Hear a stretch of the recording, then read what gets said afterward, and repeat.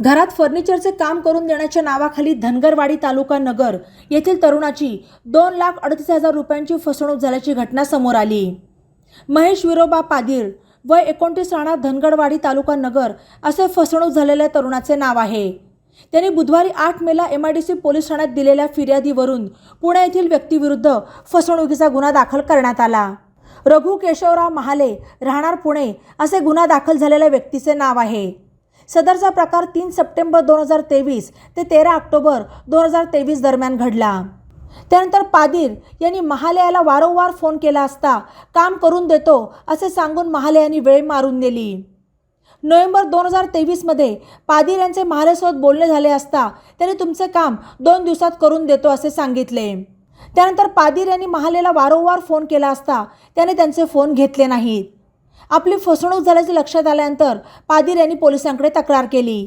पोलिसांनी गुन्हा दाखल केला असून तपास पोलीस उपनिरीक्षक मोंढे करत आहेत। बातम्यांसाठी ई-नवा मराठा यूट्यूब चॅनलला सबस्क्राईब करा आणि बेल आयकॉनवर प्रेस करा।